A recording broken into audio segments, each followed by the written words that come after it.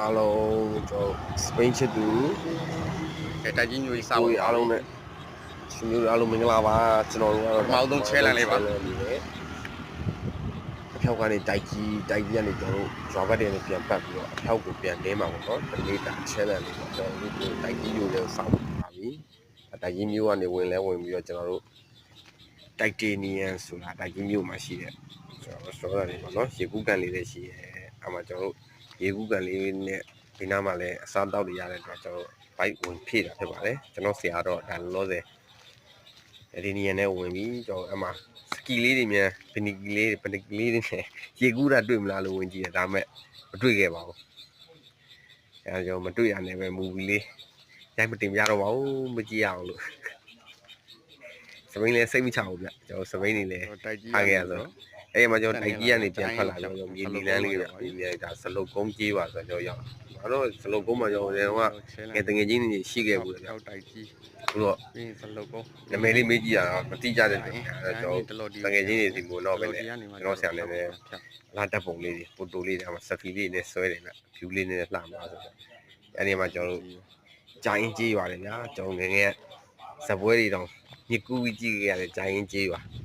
ဂျိုင်းကြီးပါနေကျွန်တော်စကူးပါမယ်ဗျကျွန်တော်စကူးမဲ့လူဒါခဏစောင့်တာပေါ့နော်ဒါတော့လှိုင်းမြစ်ကြီးလှိုင်းမြစ်ကိုကျွန်တော်စက်နဲ့ဖြတ်ကူးရမှာလှိုင်းထိတ်ခေါင်နေမင်းသမီး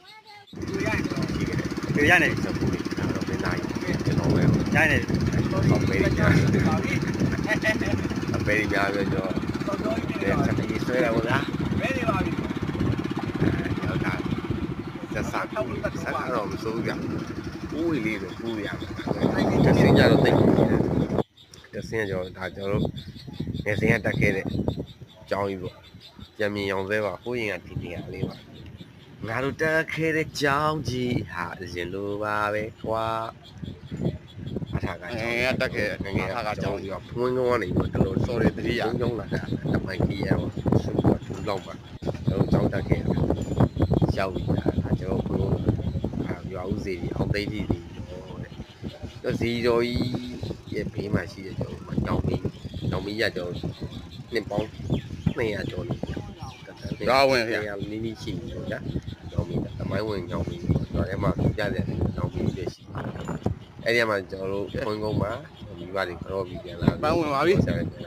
အခေါမျိုးညနေဆောင်ပြန်ရောက်တယ်တော်တော်လေးနှုံးနေခဲ့ချင်းဟာပြီအသက်သွေးကြောကြီး